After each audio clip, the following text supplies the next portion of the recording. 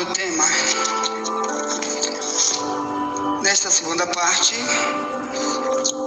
da mensagem de hoje, vamos falar ainda de Mateus 19, 21, no estudo bíblico sobre aprendendo a ser um discípulo. Então, nós vamos falar sobre o segue-me. Amanhã ainda falaremos sobre o segue-me, tá certo? Então, tem muitas áreas sobre o segue-me. Hoje nós vamos falar da área desse jovem.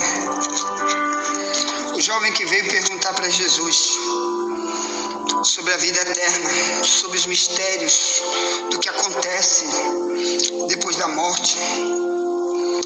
Que Jesus teve que dizer: rapaz, tu quer participar de tudo isso? Guarda os mandamentos. Então, você vê que a maioria das igrejas não fala nada sobre isso. Mateus 19, 17. Tu queres entrar na vida eterna? Queres viver naquela vida eterna de Mateus 25, 41? Que Jesus disse: uns vão para o tormento eterno, outros para a vida eterna. Tu queres ir morar no céu? Guarda os mandamentos. Então, olha, será que para as igrejas de hoje, irmão, os pregadores estão falando isso? Será que essa doutrina, quer dizer, esse ensino verdadeiro, está sendo colocado? Para quê? Para na hora de falar guarda mandamento, chocar aquela pessoa ao ponto dela decidir que era isso que Jesus fazia sempre, não só com o jovem rico, mas com muitas pessoas que vinham a ele procurar. Ele falava de lei, de mandamentos, coisa que Deus não abre mão jamais. É como um país, irmão, qualquer país tem suas leis, seus mandamentos. Todos os reinos deste mundo sempre tiveram leis, mandamentos, que o líder geral utiliza os legisladores para aplicação de leis. E quem vive fora da lei, ela é chamado de marginal, porque vive à margem da lei. Ou melhor, não anda na lei. E tem que ser preso, tem que pagar preço alto, cadeia. Tem que levar o nome de bandido, corrupto. Então Jesus, irmão, ele levava as pessoas, apenas quem perguntava para ele, né? Então, porque naquela época tinha muitos tipos de mandamentos, como esse aqui que ele dizia: ouviste que foi dito. Então, ele usa muitas vezes isso aqui, Mateus 5, 21, dizendo para a multidão: ouviste que foi dito aos antigos, não matarás, ó, mandamento. Aí ele vai dar uma ilustração melhor para o mandamento, explicar melhor. Ele diz: mas qualquer que matar será réu de juízo. Ele dizendo para mais de 20 mil pessoas. Ele diz: eu porém vos digo que qualquer que sem motivo se encolerizar contra seu irmão é réu de juízo. E qualquer que chamar seu irmão de raca será réu de sinédrio.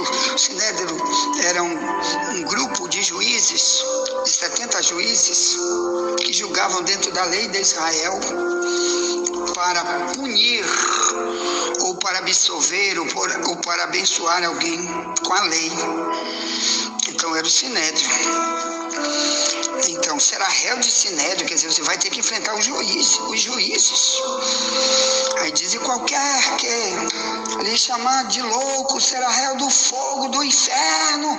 Mateus 5, 22. Aí ele está jogando agora para Deus, ó. É tu e Deus, é tu e teu destino eterno. Se tu for réu de sinédrio para sempre, tu enfrentar o juiz. De 2 Timóteo 4, 1 e 2, que Paulo diz: Cristo vai julgar os vivos e os mortos na sua vinda e no seu reino. Então era isso que ele estava tentando dizer: tu vai enfrentar o juiz, tu vai queimar no inferno se tu não obedece mandamentos. Ponto. Então, meus amados irmãos, As igrejas de hoje, eu tenho certeza absoluta que muitos pregam tanta coisa, mas não pregam mandamentos. Para dizer, irmão, Deus manda fazer isso, bem aqui, ó. Ele manda fazer isto, ó. Você tem que ler, que isso é parte do teu discipulado. Porque você vai ter que mostrar para Deus que você está seguindo Ele. Porque se você não seguir a Deus da maneira como Ele manda, Ele exige, para você fazer parte do reino dEle, você está fora do reino. Não foi isso que nós já lemos várias vezes, por exemplo, em Gálatas 5, no verso 21, diz assim: quem pratica isso não entra no reino de Deus. Efésios 5:5, não, se você faz isso, você não tem parte nem herança no reino de Cristo e de Deus. E tem muitos textos da Bíblia avisando isso. Por isso Jesus disse para o jovem rico: tu queres vir aqui para mim, para quê? Para me seguir como os discípulos estão aqui, os meus discípulos estão praticando o segue-me? Ou tu queres fazer igual os fariseus fizeram? Ou tu queres fazer igual esse pessoal aí da multidão que está fazendo, que está ouvindo, e detalhe, ouvindo a verdade. Quem dera que multidão de igrejas, onde tem multidões dentro das igrejas, fizesse as pregações que Jesus fazia. Porque aí era mais fácil deles decidirem por mandamentos ou não. O pior é quando tem só cantar, aquela multidão cantando o dia todo na igreja preta, agora é a igreja preta de 1000 pessoas, é cantando, é louvor, é oração, e o diabo usa o pregador para dizer: Deus vai te dar, vai te abençoar, e não sei o quê. E a palavra da Bíblia está a igreja toda no escuro breu, e ele sozinho com a luz em cima dele. E ali o povo sai enganado, porque não tem mandamento, não tem leis para quem está ouvindo. E esses pregadores serão cobrados de maneira gigante, como Tiago diz, 3 no verso 1. Ele diz: nem todos nós sejamos mestres, sabendo que sobre o mestre vai vir mais rigoroso juízo. Então, se a gente pregando mandamento, já tem gente que vai embora, não volta mais. Uma igreja como essa aqui, irmão, nossa igreja pequenininha, sempre vai um, vem outro, mas nunca é uma igreja de 100 membros num culto. Nunca tem 100 membros de um culto nosso aqui, nunca teve. Porque quando eles dizem: ó, Deus mandou eu ficar aqui, eu vim ficar foi aqui, porque aqui prega a verdade. Vários já me disseram isso: eu quero ficar aí com você, porque aí prega é a verdade. Aí fica por um tempo, na hora que bate numa área X da vida dele, ai, irmão, sabe? Olha, eu estou agora me congregando lá na China. É, meu irmão, tá bom, tu não vai voltar mais. Não, você sabe, dá um monte de desculpas e não volta mais. Alguns retornam, mas a maioria não volta. Então eu quero falar, porque essa questão do segue-me é que faz a pessoa não querer voltar. O segue-me de Mateus 19:21, que vamos tratar aqui. Irmão, tem gente seguindo placas, tem gente seguindo líderes, tem gente seguindo apenas por causa de louvor, outros porque quer arrumar namorado. Como um dia desse, um irmão era membro daqui. Eu vim para cá, mas a igreja gosta de ajudar as crianças, eu quero colaborar com as crianças também, então eu vou fazer parte daqui. Ótimo, que bom, nós estamos precisando de parceiros. Tem muita criança que amanhã vai ser drogada aqui no parque, aqui na Camboa. Muitos vai ser assaltante, matar muita gente no assalto para tomar um celular. E eu estou precisando trabalhar com crianças, estou precisando de parceiro de ajudador. Eu estou aqui, vou ajudar. Mas quando você começa a falar disso, cadê? Foi embora. Não volta mais. Coisa da Bíblia, é necessária para ele, é para ele. Porque um dia vai ser ele e Deus. Um dia todo mundo vai se dobrar, de se ajoelhar. Quem? Todos os perdidos do planeta um dia vão se ajoelhar diante dele para um julgamento. Romanos 14, 10 ao 12. Todo joelho vai ter que se dobrar diante dele para ser julgado, aqueles que morreram perdidos. Ah, pastor, eu não gosto de orar de joelho, é só em pé, é só sentado. Então cuida de ser salvo. Ah, não estou falando para quem está doente, é outro problema. Cuida de te salvar, cuida de guardar mandamentos, para você ter certeza que vai morar no céu. Porque senão um dia tu vai estar ajoelhado lá, de Romanos 14, 10 ao 12. E a Bíblia diz lá, cada um vai dar conta de si para Deus, cuidado com isso. E Deus vai dizer, tu não ficou lá porque tu não queria mandamento, que tu queria mandar em ti. Tinha área da tua vida que tu é egoísta, tu queria mandar em ti. Tu não queria ser mandado. Por isso que tu não queria te submeter. Bem, vamos lá, segue-me. Quando Jesus disse para ele, segue-me, que depois ele foi embora, caiu fora, e apenas os discípulos dizem para ele, deixamos tudo e te seguimos. Aqui em Mateus 19, 27. Então, olha só, irmãos, apenas os discípulos, aqueles que estão sendo discipulados, que estão lá para aprender, e que vão permanecer como discípulos, só eles vão dizer, deixamos tudo para te seguir. Deixamos tudo, Jesus. Tudo que tu fala bem aí, que a gente tem que deixar, eu estou deixando para trás, estou jogando para trás, porque eu quero receber promessas. Me diga quais são as promessas. Esse Mateus 19, 27 em diante, quando Pedro diz, deixamos tudo e te seguimos, o que receberemos? Aí Jesus começou a explicar um monte de coisa. Então, meu amado irmão, para você receber bênçãos por seguir a Cristo e não fazer como fez o jovem rico, porque tinha uma área da vida dele que agarrava ele, que é a área do dinheiro, do ter, do poder, da fama, de utilizar-se, né, da glória desse mundo para ser aplaudido por causa dos seus bens materiais, que esse foi o caso principal desse homem ir embora e não querer voltar mais. Então tenha cuidado com isso, irmão. Muitos que vêm para o cristianismo, como Jesus disse, é muito difícil os que têm riqueza entrar no céu. É muito difícil, viu, irmão? Mateus 19, 23, Jesus disse aos discípulos, em verdade vos digo que é difícil entrar um rico no reino dos céus. Por quê, irmãos? Porque eles têm que deixar tudo. E a área do egoísmo, da falta de misericórdia do próximo, para poder investir com aquilo que ele diz que tem financeiramente, que às vezes foi Deus que deu para ele, que ele orou muito, pediu, e Deus abriu uma porta grande para ele. E ele não quer utilizar isso para ajudar o seu próximo, que é só para suas idolatrias. Então aqui diz, é difícil, viu, se salvar. Então ele estava tentando avisar isso para quem? Para o discípulo.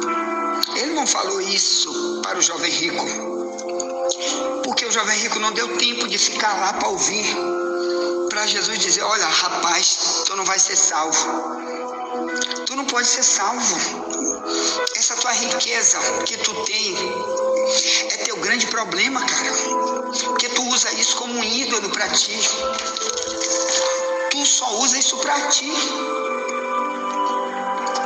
Então o que é que eu vou tratar contigo é o seguinte, irmãos, que aqui no texto Jesus diz, tu guarda mandamentos. Mateus 19, tu queres entrar na vida eterna? Guarda os mandamentos. Mateus 19, 17, porque ele que perguntou, irmão. Então começa a perguntar para Deus se tem alguma coisa na tua vida que está faltando,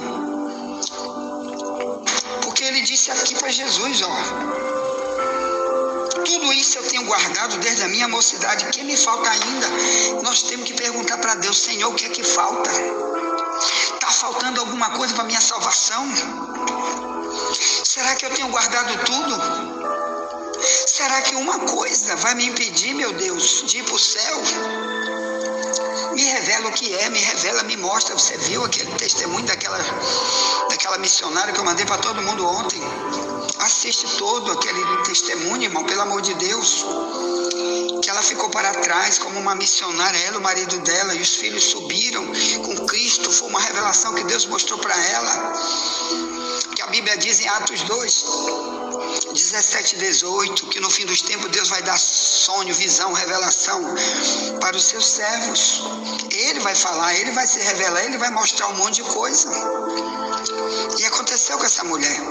E ela disse que viu multidão de pregadores que pregavam a verdade, tudo ficando para trás, porque pregavam umas coisas e não viviam aquilo que eles pregavam. Então tenha cuidado, meu irmão. Você que é pregador, que um dia leu isso aqui, Mateus 19, 21.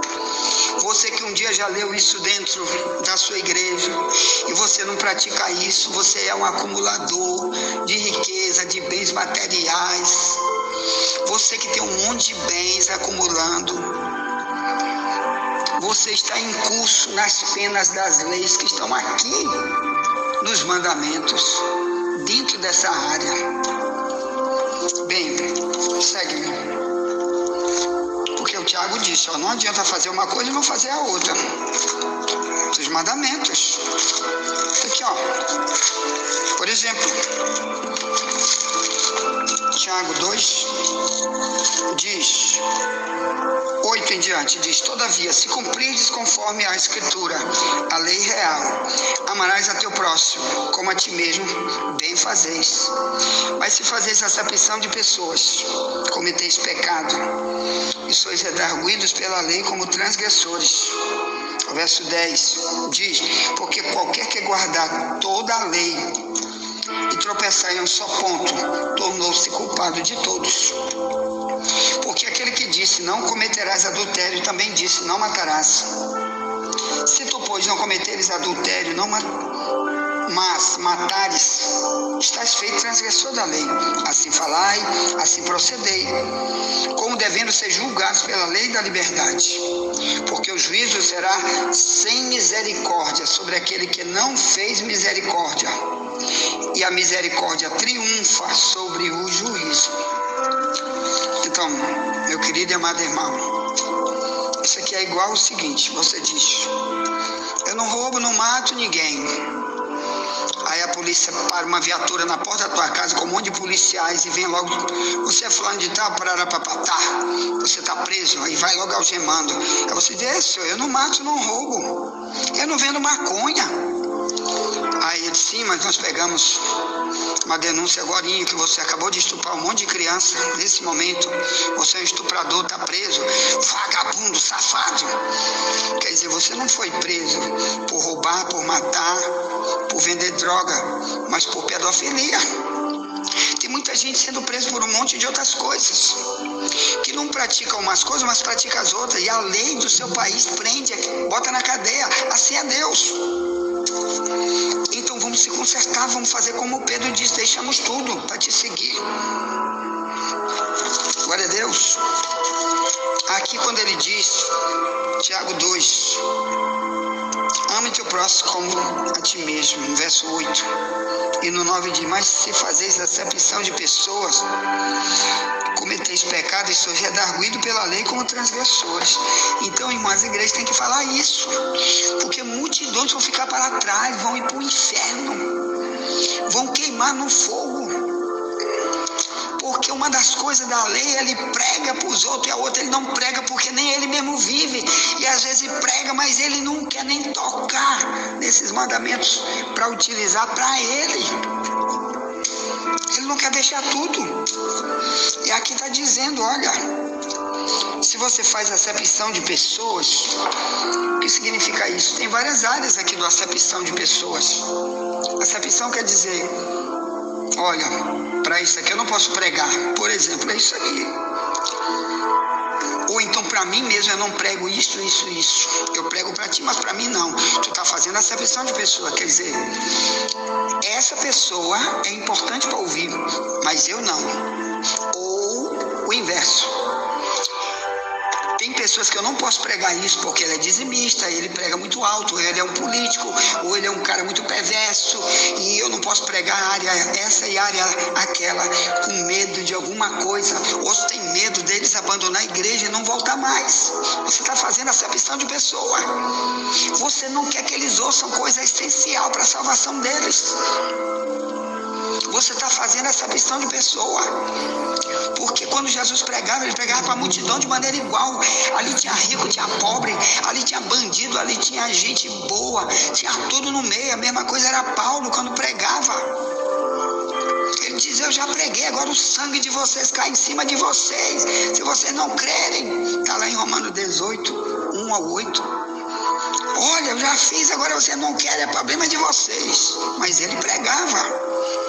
Então, meu amado irmão, nunca faça acepção de pessoa. Por exemplo, prega dentro da igreja, mas não quer pregar dentro da sua casa. Você está fazendo acepção de pessoa. Enquanto tem multidão de indo para o inferno na tua casa. Ah, mas na minha casa ninguém quer ouvir. Mas você fala. Já falou? Já. Então é problema deles. Mas fale. Ensine. E ensine com a tua vida. Diga: eu estou seguindo Cristo com minha vida.